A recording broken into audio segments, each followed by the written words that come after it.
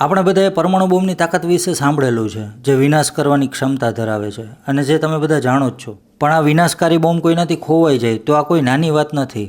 આ પરમાણુ બોમ્બ કેટલો શક્તિશાળી હશે એનો અંદાજ તમે આ વાત ઉપરથી લગાડી શકશો કે આ બોમ્બનું વજન 3000 કિલો હતો અને જેની લંબાઈ 10 ફૂટ હતી.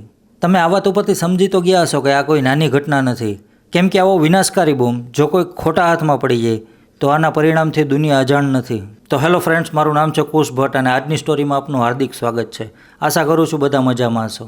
આ બોમ્બ વિશે જો બીજી એક ખાસ વાત કરું તો જો આ બોમ્બનો વિસ્ફોટ થાય તો 2 કિલોમીટરના એરિયામાં તો ખાલી એની આગ જ ફેલાઈ જાય અને 20 કિલોમીટરના એરિયામાં એક પણ જીવિત પ્રાણી ન બચે.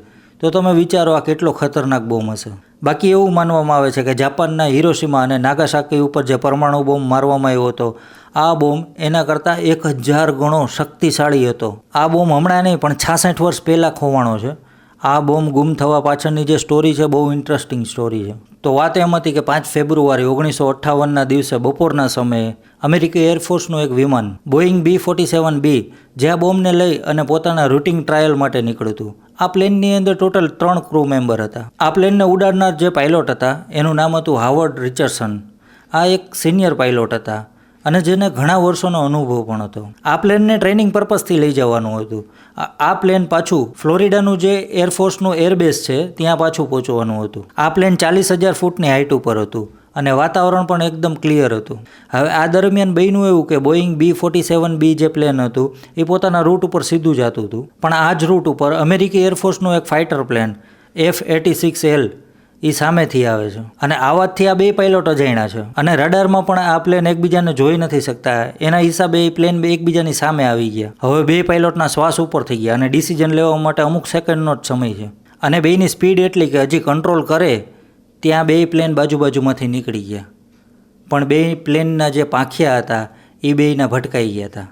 હવે આ ટક્કર એટલી બધી જોરદાર હતી કે બે પ્લેન હવામાં ફંગોળાવા માંડ્યા. હવે બે પ્લેન કંટ્રોલ બહાર વયા ગયા હતા. હવે જે ફાઇટર પ્લેનનો પાયલોટ હતો એણે ઘણી ટ્રાય કરી કંટ્રોલ કરવાની, પણ એનાથી કંટ્રોલ ન થયો. એ પોતે ઘણો અનુભવી હતો. હવે બધી વસ્તુ એણે કંટ્રોલ બહાર જોઈ એટલે એણે હવે ઇમરજન્સી એક્સિટનું બટન દબાવી દીધું અને પેરાશૂટથી હવે કૂદી ગયો. હવે આ પ્લેન સાથે એક ઇન્ટરેસ્ટિંગ ઘટના થઈ હતી, એ તમને પછી આગળ કહીશ. હવે આમ જોવા જોઈએ તો બે પાયલોટની ભૂલ નહોતી. રડાર ઉપર બે દેખાણા નહીં એકબીજાને, કાંઈક ટેકનિકલ ગ્લિચ હશે એના લીધે અને બે એકબીજાની સામે આવી ગયા હતા અને આ અકસ્માત થઈ ગયો. હવે જે પ્લેનમાં બોમ્બ રાખવામાં આવ્યો હતો આ પ્લેન 40,000 ફૂટની હાઇટ ઉપરથી ધીમે ધીમે નીચે આવવા માંડ્યું. આ પાયલોટે ઘણી ટ્રાય કરી પણ પ્લેન સ્પીડથી નીચે આવતું જાય છે. ધીમે ધીમે કરતાં હવે 20,000 ફૂટની ઊંચાઈ ઉપર પ્લેન પહોંચી ગયું હતું. પણ અચાનક જ પાયલોટે પોતાની સ્કિલથી આ પ્લેન ઉપર કાબુ મેળવી લીધો. હવે બધાનો શ્વાસ નીચે બેઠો. આ ટક્કર દરમિયાન આ પ્લેનનું ફ્યુલ ટેન્ક લીક થઈ ગયું હતું, જેના હિસાબે ફ્યુલ લીક કરવા માંડ્યું હતું અને પાયલોટને હવે અંદાજ આવી ગયો હતો કે આ પ્લેનને હવે ફ્લોરિડા પહોંચાડવું એ ઇમ્પોસિબલ છે. પાયલોટને ખાસ તો એ વાતની બીક હતી કે એક તો ફ્યુલ લીક થાય છે, જો આ ફ્યુલ આગ પકડી લેશે તો હવામાં જ પ્લેન બ્લાસ્ટ થઈ જશે. તો નજીકમાં નજીક જે એરપોર્ટ હોય ત્યાં આ પ્લેનને પહોંચાડી દઉં ગમે તેમ કરીને. તો નજીકમાં નજીક જે એરપોર્ટ હતું એ સવાના એરપોર્ટ હતું. ત્યાર પછી હવે સવાના એરપોર્ટના ATC સાથે પાયલોટે કોન્ટેક્ટ કર્યો અને એને વાત કરી કે અમારી સાથે એક આ ટાઈપનો અકસ્માત થઈ ગયો છે, અમારે ફરજિયાત ઇમરજન્સી લેન્ડિંગ કરવું પડે એમ છે. હવે પ્રોબ્લેમ એ હતો કે સવાના એરપોર્ટ ઉપર એક જ રનવે હતો અને એ રનવે ઉપર રિપેરિંગનું કામ ચાલુ હતું અને આ રિપેરિંગના લીધે બધી ફ્લાઇટ કેન્સલ કરેલી હતી. એટલે તો કરવું શું, આ સવાના એરપોર્ટ ઉપર એક જ રનવે અને એમાંય રિપેરિંગનું કામ ચાલુ. હવે નો કરે નારાયણને એકાદા ખાડા ખબડામાં લેન્ડિંગ કરતી વખતે જો બોમ્બ બહાર નીકળી જાય તો તબાહી ફેલાવી દે. 20 કિલોમીટરના એરિયાને સાવ સાફ કરી નાખે. એટલે રિસ્ક લેવું પણ કેમ અને બીજું કંઈ ઓપ્શન હતું પણ નહીં. બીજા બધા એરપોર્ટ આઘા હતા જેના હિસાબે ફ્યુલને ત્યાં સુધી પહોંચાડવું એ ઇમ્પોસિબલ હતું. બહુ વિચાર્યા પછી હવે પાયલોટે નક્કી કર્યું કે બસ હવે એક જ રસ્તો છે, આપણે દરિયા ઉપર છીએ. હવે જો આ બોમ્બને દરિયામાં ફેંકી દઈએ તો જાનહાનિ ન થાય અને પછી જે થવું હશે એ થશે, જોયું જશે. પણ રિસ્ક તો તોય હતો જ, કેમ કે જો ઉપરથી બોમ્બને નીચે ફેંકે અને બોમ્બ જો દરિયામાં બ્લાસ્ટ થઈ જાય તો આ પ્લેન આરામથી આની રેન્જમાં આવી જાય. પણ હિંમત કર્યા વગર બીજો કોઈ રસ્તો પણ નહોતો. એટલે પછી હવે નક્કી થયું કે બોમ્બને દરિયામાં જ ફેંકી દઈએ. હવે ઓથોરિટીની રજા લેવી પણ જરૂરી હતી એટલે ઓથોરિટીને વાત કરી કે આ ટાઈપની અમારી સાથે ઇમરજન્સી છે તો અમે બોમ્બને દરિયામાં ફેંકી દઈએ છીએ. તો જે સિનિયર ઓફિસર હતો એણે પરમિશન આપી દીધી. હવે ફાઇનલી પરમિશન મળ્યા પછી આ લોકોએ બોમ્બને દરિયામાં ફેંકી દીધો. પાયલોટે આ જગ્યા યાદ રાખી લીધી. આ જગ્યા હતી જોર્જિયા પાસે એક ટાઇબી નામનો ટાપુ હતો આ ટાપુ પાસે બોમ્બને દરિયામાં ફેંકી દીધો. ત્યાર પછી હવે આ પ્લેનને સવાના એરપોર્ટ ઉપર લઈ ગયા, જ્યાં રનવેનું રિપેરિંગનું કામ ચાલુ હતું. હવે પાયલોટે પોતાની સ્કિલથી, પોતાના અનુભવથી પૂરેપૂરી કોશિશ કરી અને આ પ્લેનને સક્સેસફુલી લેન્ડ કરી લીધું. બધાનો જીવ બચી ગયો એ વાતથી બધા ખુશ હતા, પણ એ વાતની ચિંતા હતી કે ટાઇબી આઇલેન્ડ પાસે આ બોમ્બને ફેંકીને આવ્યા છે, પણ આ બોમ્બ કઈ જગ્યાએ ફેંક્યો છે આ પાયલોટ અને કો પાયલોટે આ જગ્યાને યાદ રાખી હતી. હવે બીજો દિવસ થઈ ગયો, 6 ફેબ્રુઆરી 1958ની તારીખ આવી ગઈ. હવે જે પાયલોટે જગ્યા દેખાડેલી હતી, જે નિશાન બતાવેલા હતા, આ જગ્યાએ સરકાર તરફથી ગોતાખોરોની ટીમ પહોંચી ગઈ. આ નેવીની ટીમ માટે આ કાંઈ કામ મોટું હતું નહીં. એ લોકોને ખબર હતી કે જે પાયલોટે જગ્યા દેખાડેલી છે, જે લોકેશન દેખાડેલું છે, એ જગ્યાએ જવાનું છે અને બસ અંદરથી બોમ્બને કાઢીને બહાર લઈ આવવાનો છે. આ એ લોકો માટે અમુક મિનિટનું જ કામ હતું. આ ટીમ આવા કામમાં એટલી એક્સપર્ટ હતી કે દરિયાના તળિયેથી આ લોકો સિક્કાને આરામથી ગોતીને લઈ આવી શકે. તો આ તો 10-12 ફૂટનો બોમ્બ હતો. તો આ લોકો માટે આ વાત તો ડાબાતનો ખેલ હતો. હવે ગોતવાનું ચાલુ કર્યું. ધીમે ધીમે આખો દિવસ નીકળી ગયો, પણ બોમ્બ ન જોડ્યો. પછી આ લોકોએ નક્કી કર્યું કે ચાલો કાલે ગોતશું. હવે બીજે દિવસે આખો દિવસ બોમ્બને ગોઈતો, પણ તે દિવસે એ અસફળતા જ મળી. આ બોમ્બ કેટલો વિનાશકારી છે આ વાતથી કોઈ જાણ્યું નહોતું.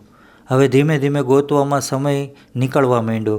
દિવસો પછી દિવસો નીકળવા માંડ્યા. ધીમે ધીમે કરતાં ઘણા મહિના નીકળી ગયા, પણ બોમ્બ ન મળ્યો. ત્યાર પછી હવે ગોતાખોરોની ટીમને પણ વધારી દીધી, છતાં ઘણી ટ્રાય કરી, પણ બોમ્બ ન મળ્યો. હવે આ વાત ધીમે ધીમે માણસોમાં ફેલાઈ ગઈ કે આ જગ્યાએ એક પરમાણુ બોમ્બ ખોવાઈ ગયો છે.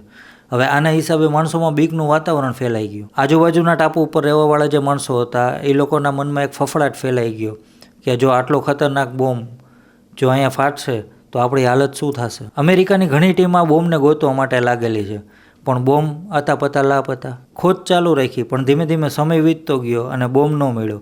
હવે 1958થી 45 વર્ષ વીતી ગયા. ગોતવામાં કાંઈ બાકી ન રાખ્યું. અને આ જે જગ્યાએ બોમ્બ ખોવાણો હતો એ જગ્યાએ એટલી બધી ઊંડી પણ નહોતી કે ગોતવામાં તકલીફ પડે, પણ છતાં બોમ્બ ક્યાં ગયો કાંઈ ખબર જ ન પડી. છેલ્લે 2001માં આવે થાકી હારીને યુએસ એરફોર્સે એક સ્ટેટમેન્ટ બહાર પાડ્યું કે બોમ્બ જ્યાં પણ પડ્યો છે ત્યાં સુરક્ષિત છે. એટલે બોમ્બ મળે કે ન મળે, બોમ્બ સુરક્ષિત છે.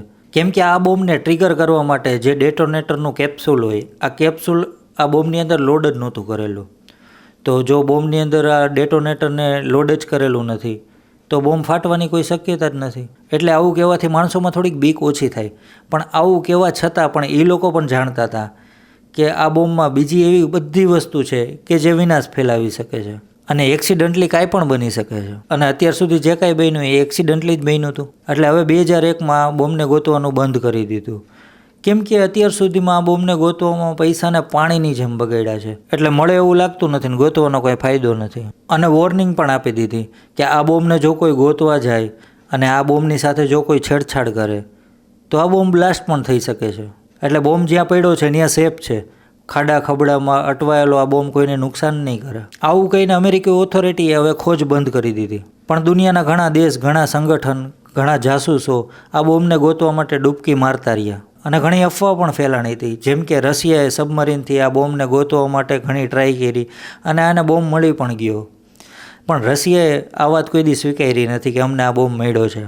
પણ વધારે પડતા લોકોનું માનવું એ જ છે કે આજે પણ આ બોમ્બ દરિયાના તળિયે પડ્યો છે. ત્યાર પછી આ પ્લેનના પાયલોટને ફાઇનલ કોર્સ નામનો એવોર્ડ આપવામાં આવ્યો. એણે પોતાના ડિસિઝનથી લાખો લોકોનો જીવ બચાવ્યો હતો એટલા માટે થઈને. બીજી બાજુ જે ઓલા ફાઇટર પ્લેન સાથે ટક્કર થઈ હતી, આ પ્લેન સાથે એક રસપ્રદ ઘટના બની હતી. બન્યું એવું કે આ પાયલોટ પોતાનો જીવ બચાવવા માટે થઈને પેરાશૂટ લઈને કૂદી ગયો. હવે આ તૂટેલા પાખિયાવાળું પ્લેન એની રીતના ઉડતું ઉડતું વગર પાયલોટે એક ખેતરમાં જઈને લેન્ડ થઈ ગયું. એટલે આ પાયલોટનો જીવ પણ બચી ગયો અને અઠે પ્લેન પણ બચી ગયું. આ અસાધારણ વસ્તુ છે પણ માનવી પડે એમ છે, કેમ કે બધી વાતના પ્રૂફ છે. ત્યાર પછી આ પાયલોટને વિયેતનામ વોરમાં મોકલવામાં આવ્યો અને એની બહાદુરીના પ્રદર્શનને જોઈ અને એને સિલ્વર સ્ટાર એવોર્ડ આપવામાં આવ્યો. આ વાતને આજે 66 વર્ષ જેટલું વીતી ગયું છે, પણ આજે પણ કોઈને ખબર નથી કે આ બોમ્બ ક્યાં છે.